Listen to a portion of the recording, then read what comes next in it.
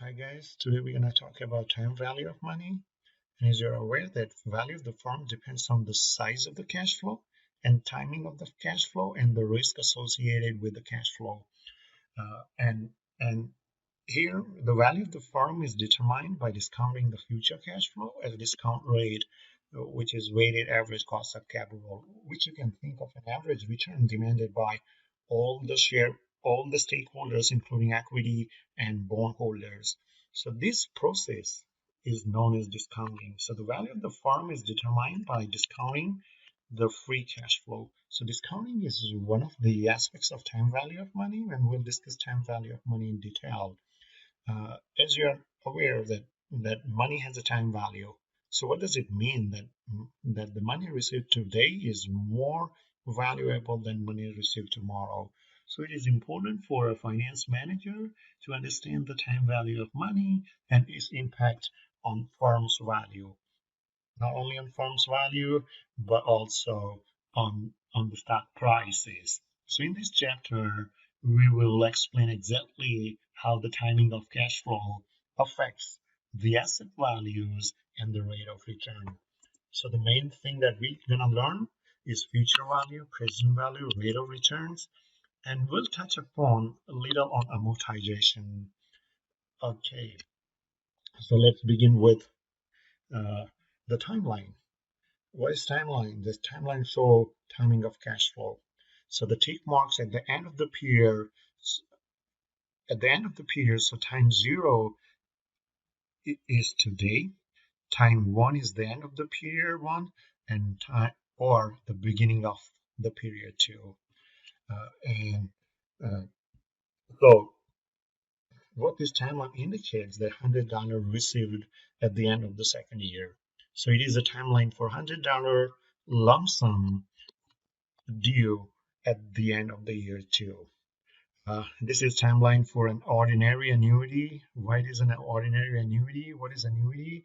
Is a regular uniform cash flow received at the end of each year. So every year is $100 is being received or is being paid, uh, and the interest rate here or the discount rate is here denoted as I. So the previous slide talking about the cash flow, which are even. So you have similar cash flow in each year. And this is a timeline for uneven cash flow. Uh, so how do you find the future value of some amount? All right, let's consider that you have $100 today, and let's say you wanted to invest for 3 years, and the rate of return that you expect to earn on your investment is 10%. So your question is, what will be the value of $100 3 years from now? And so entire process of knowing the future value is known as compounding at an interest rate, interest rate. The future value is the present value, for the present value of $100, and discount rate is 10%.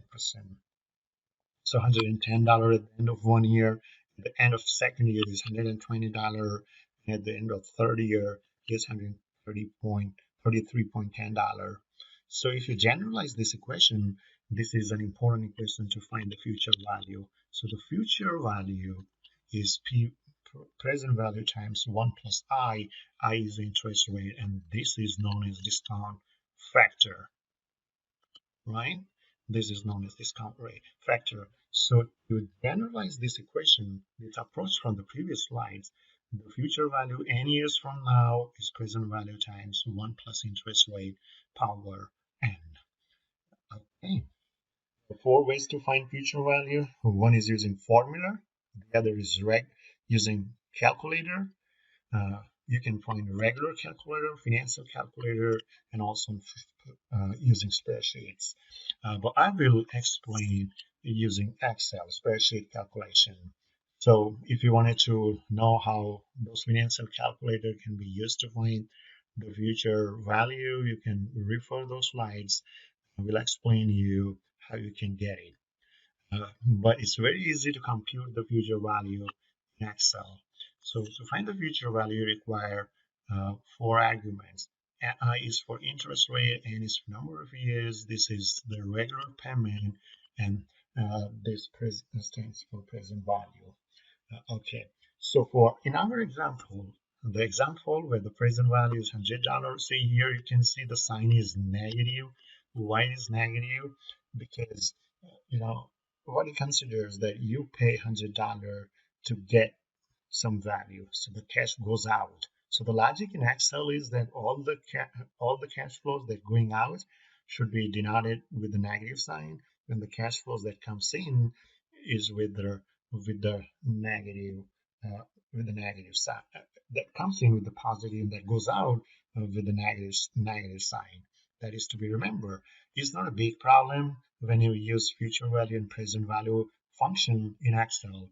Only difference that you find, if you forget to put a negative value, get the present future value answer negative.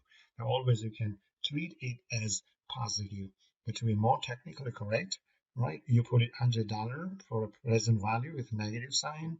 But that problem, if you don't take care of this sign convention, then the rate function that we will see in a bit will create a problem if those cash flow is not selected carefully with the proper sign. All right. Similarly, you can also find the present value. Present value is what is the worth of $100 that you receive after 3 years now. Now, this is a very important idea, finding the present value, and that we will learn in bond valuation and stock valuation, as well as capital budgeting. We are committing an investment in a huge project, and the project promises you to pay the cash flow in future, but you are taking decision now.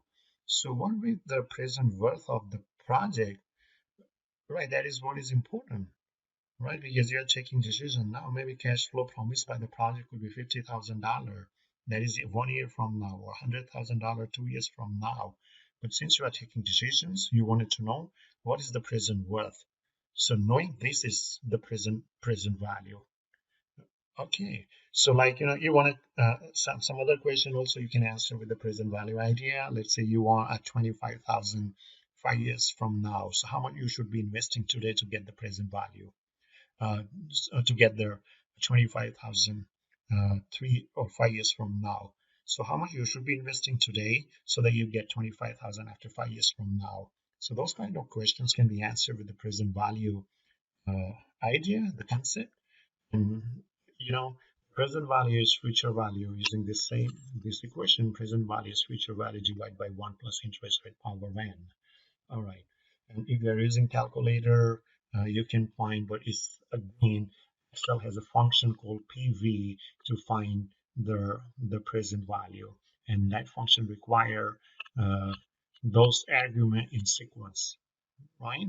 You see here, since the future value is some amount that you're gonna receive, so we consider this $100 as positive.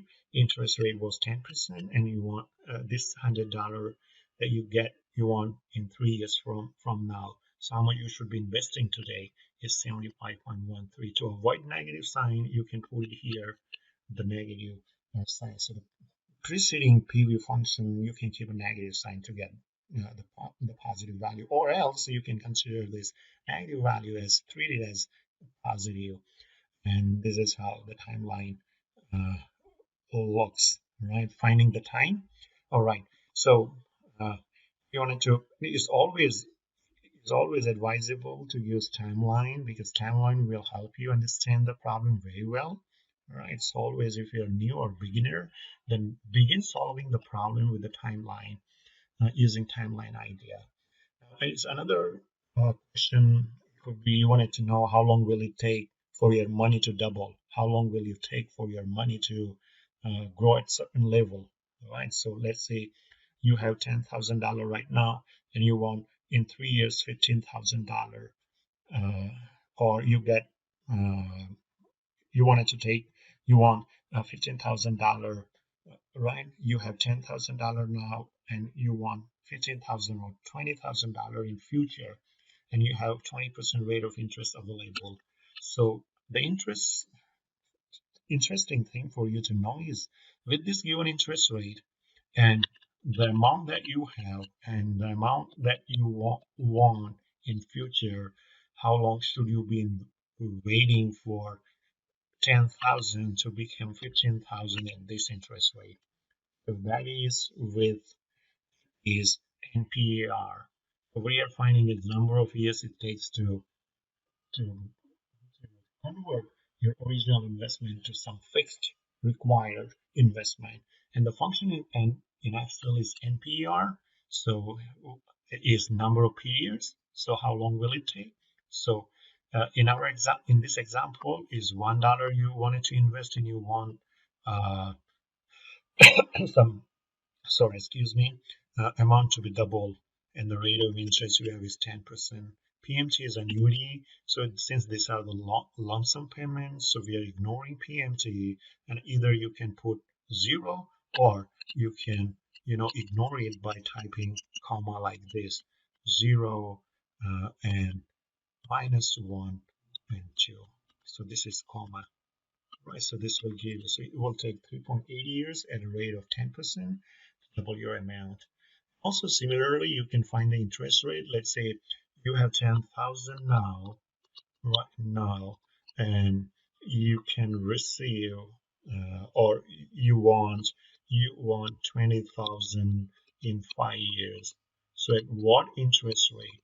At what interest rate you should be investing your 10,000 so that you get 20,000 after 5 years? So that is finding interest rate. All right, and that can be found out or can be estimated with the rate function. Can you see this rate function followed by number of years, PMT, present value, and future value? Uh, the PMT is 0, number of years is 3. It takes 3 years to double your amount. So how much interest you earn is what you wanted to know. So that is the interest rate you are earning, right? So okay, so we learned present value, future value, rate, and number of peers. Uh, those idea and time value of money. But so far as the concept that we talk about is the lump sum amount, one-time amount. You invest $100 today and you want some amount after 3 years, or you have $15,000 requirement in 3 years, how much you should be investing. So it's a lump sum amount, it's a one-time payment. But what if your cash flow is at regular interval, right? So that is known as PMT, and is the idea is that is known as annuity. So annuity is a regular, fixed, uniform cash flow in each year at regular interval. So if the cash flows are received at the end of the year is known as annuity, and if it is received or is paid at the beginning of the period, you can see here beginning of the period is known as annuity deal. Uh, okay, so what is the future value of cash flow is that an investor receives uh, in each year? $100 in second year, and third year is the future value. So you're finding compounding $100 for 2 years, $100 for 1 year, and that doesn't compound. Why? Because it is at the end of the third year. So it can grow up to 2 years at 10% interest, and this will grow at for 1 year at 10% rate of interest. So in order to find the annuity, you have the equation you can use to find. So this PMT will be $100 and the interest rate to get $331. Or uh, in if you use in Excel, there's also an easy way to find the future value of annuity is with the same function, but now you are putting the value for PMT. Can you see? Is $100. So if $100 is a payment that you are making payment, so this payment will be your cash outflows. So that's why it's negative. Any cash flow that comes in is denoted with the positive sign. So now the interest rate we have 10, 3, and 100. So this is on timeline, right? For 3 years, $100, $100, $100. All right, and the present value is 0, but you are getting $100. So any cash flow today was 0. So you are getting or you are making payment of $100 each year, 3 years. So what is the future value of each cash flow? So in order to find that, you have the function called FV and PMT. This cash flow is not now future value, but it is an annuity. It is represented, is known as annuity because that cash flow you are getting every, or you are making payment every year. It's not a one-time payment. Can you see the difference between the examples that we learned earlier and this example is not a one-time payment. So it means that if you make a payment, if you have $100 today, if you invest today, and if you want to know what is the future value 30 years from now, so this is one-time payment. Here it is a regular payment. So this is the only difference. Similarly, you can find the present value of all the future ordinary annuity, and this is how you can find the present value. You can utilize the function PV. So it's all two functions, PV, FV, and the third one is rate and NPR. But to find in annuity, you use two functions largely, right? If you are making payment, what is the present value? Like in car payment or kind of an insurance. Like if you're buying a car, you make a payment every month towards the end of the period. So this is an example of an ordinary annuity because you are making payment of installment amount, the premium or the installment at the end of the every year, every month, right? So if you buy a car for 70-month contract, then that requires you to pay $300 every month for 70 months. So that is an annuity of $300, and you wanted to know how much is the present worth of those $300 that you are making payment every month for 70 months. So that will give you an idea what actually the price of a car you are paying, right? So it must be more than the actual price if you make a one-time payment. All right. Okay. So these are ways where you can find the function. But only thing that you remember here is that when the annuity is due, so when making payment at the beginning of the period, the option that you should be choosing is 1. So I will show you in Excel. Right? When you use the function in Excel,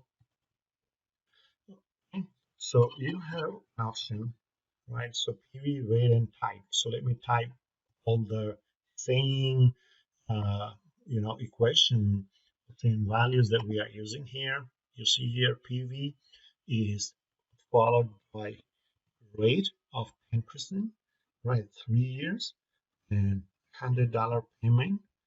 There is no future value because it's every year payment. And you see here, right, is end of the period and beginning of the period. Since this is an ordinary, it's not an ordinary annuity, but annuity due.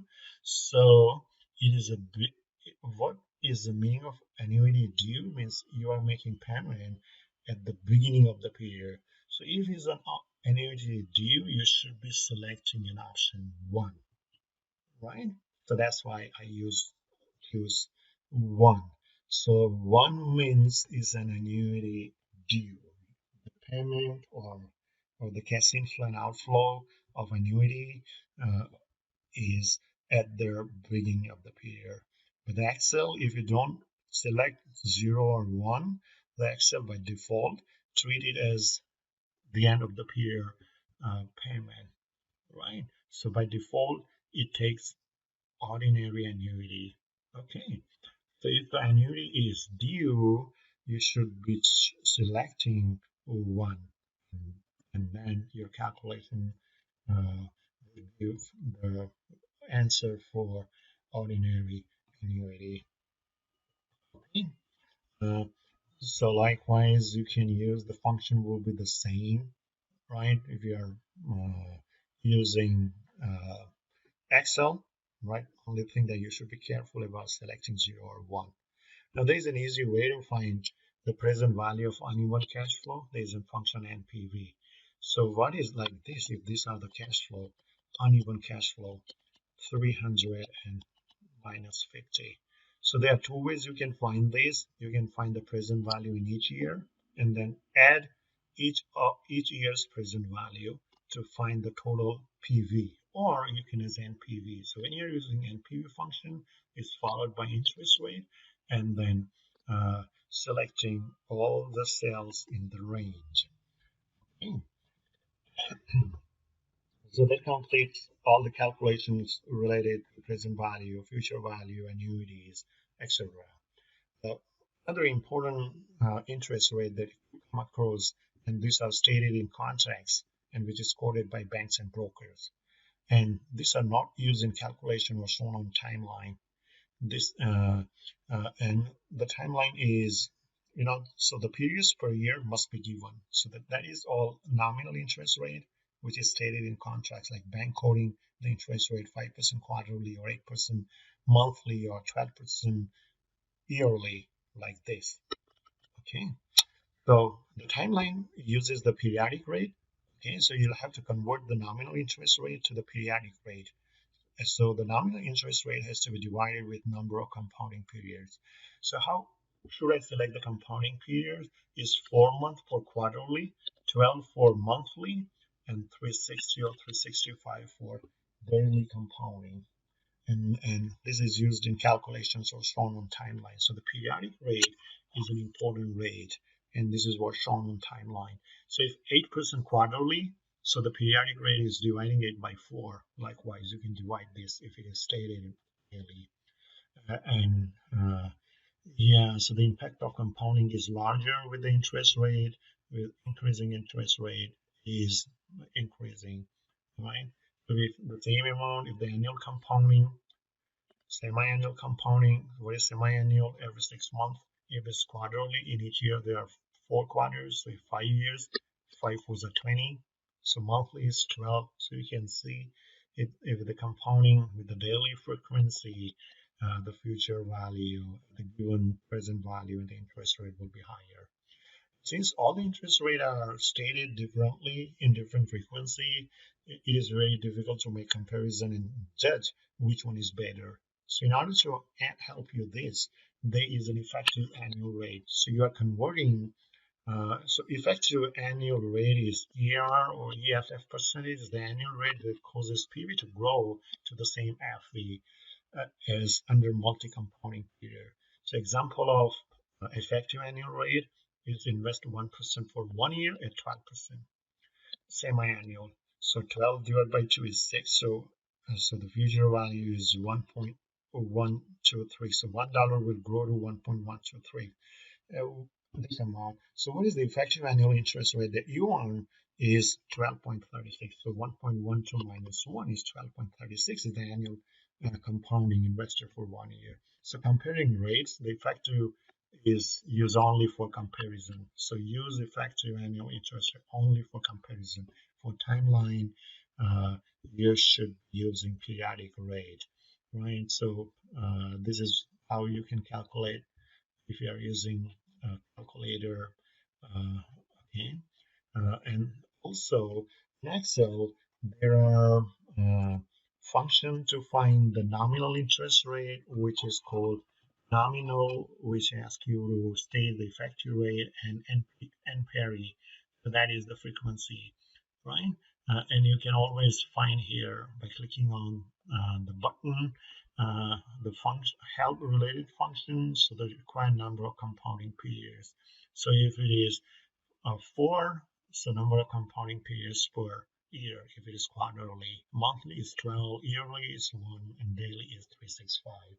And if you wanted to find the effective annual interest rate, then there is a function called effect to find it. Effect requires you to state the nominal rate and the frequency per period. Okay, it's that easy in Excel already. Amortization, usually amortization is being used in loan, right? So we are making some payment, right? Every month or at regular interval, it's given interest rate. So if you are asked to calculate an amortization schedule for $1,000, 10% annually, 10% annual rate loan with 3 equal payments. So how do we construct the amortization schedule? And you can see one of the important application of compounding interest involves loans that are paid off in equal installment over time. And those amortization schedule you can prepare in automobile, where you can find the applications are automobile loans, home mortgage loans, students loan, and many business loans. And a loan that is to be repaid in equal amounts on a monthly, quarterly, or annual basis is called amortized loan. And the next slides show you the calculation that you will be using to create an amortization schedule. So you require interest, so beginning balance on interest. So if the interest is 10%, beginning balance is 1,000. So the interest you are paying $100. So what is the repayment of principal? So to find the repayment of principal, you are subtracting interest rate from PMT.